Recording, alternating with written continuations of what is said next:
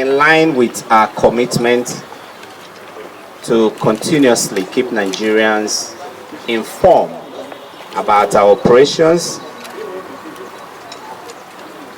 in the spirit and letters of transparency and accountability, we are today again presenting before you suspects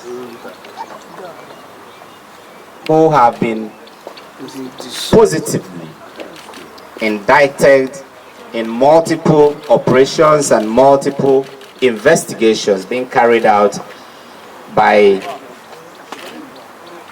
crack detectives from the IGP Intelligence Response Team,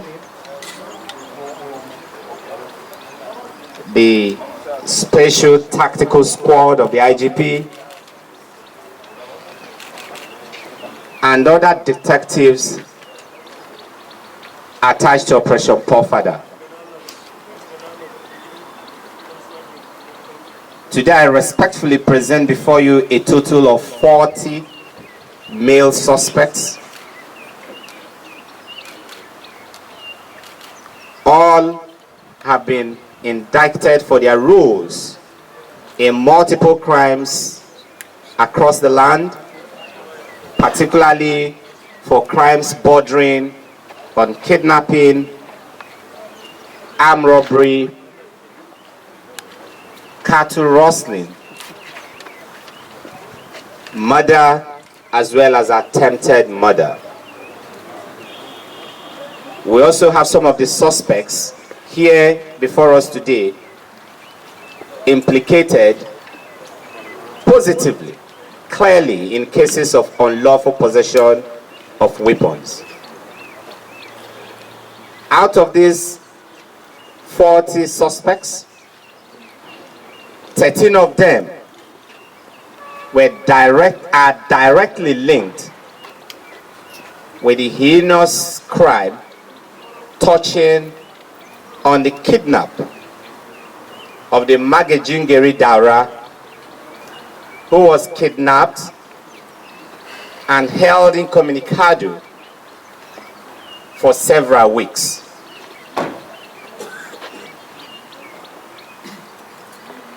From our analysis of the 13 suspects who were indicted for the kidnap of the district head of Daura, we discovered the followings. One, these suspects are composed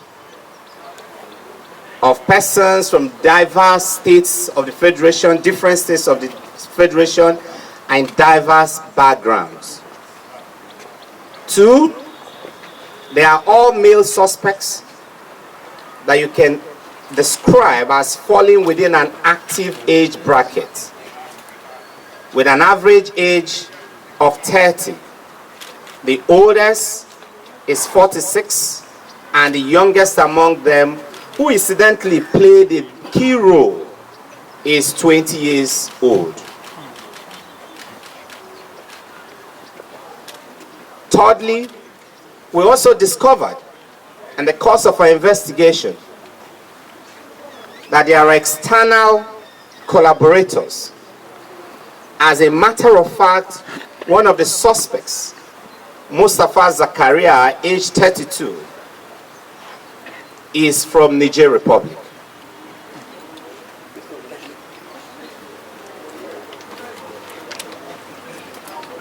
And then finally, number 4, we also discovered the crime, just like most other crimes, was powered essentially by local criminals and local collaborators. It may interest you to know that out of the 13 suspects, 5 of them are from Katsina State.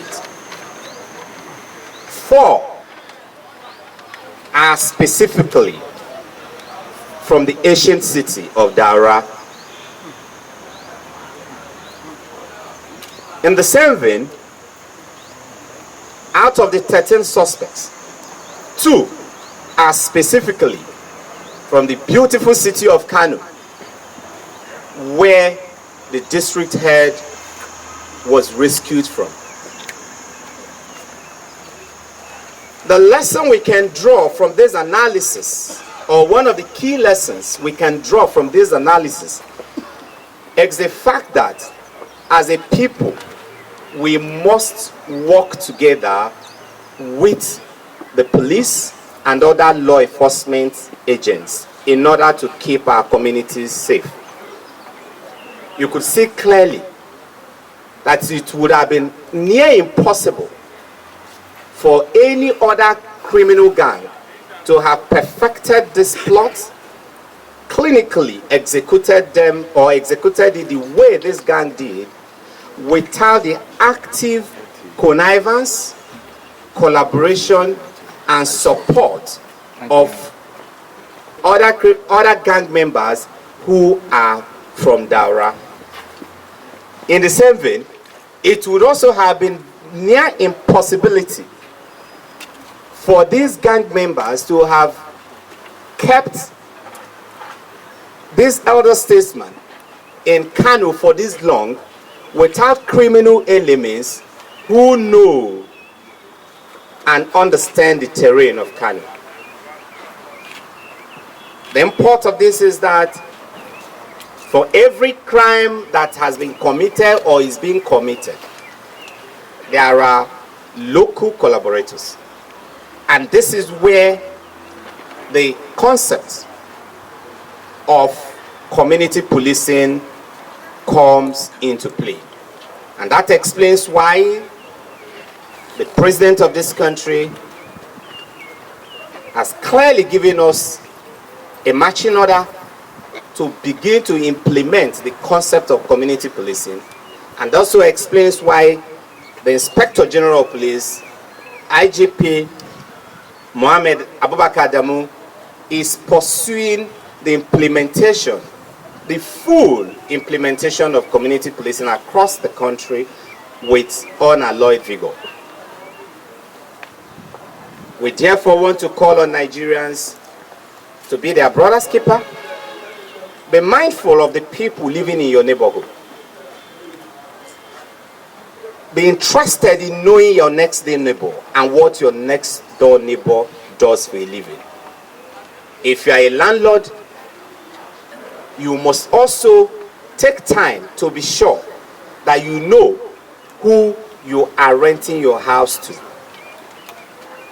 We encourage owners of property across the length and breadth of this country to conduct proper vetting and background check of prospective tenants to be sure that they don't give out their property to persons who would take over this property and use these properties as places for planning or plotting and executing crimes.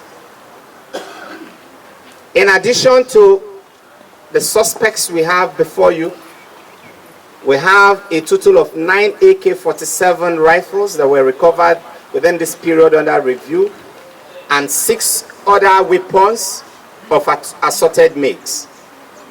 We also have a total of 383 rounds of live ammunition of different calibers, particularly ammunition for the AK-47 rifles.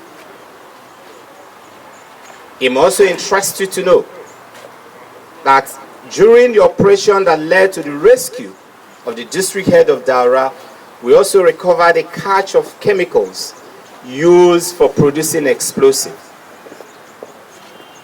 We also recovered 3 hand grenades,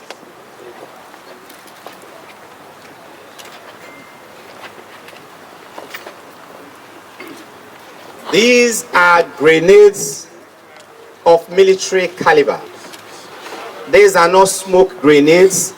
These are not tear gas grenades.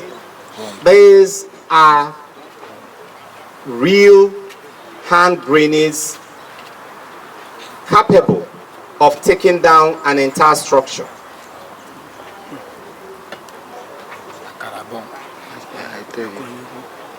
In these laptops, which is still undergoing intensive forensic analysis, and other sketches on how to make explosives, IEDs, and all kinds of bombs.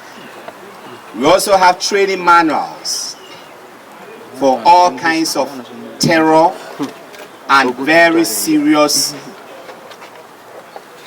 criminal operations. At this stage, we will allow you to have interactions with some of the suspects. Those of them that don't speak English fluently,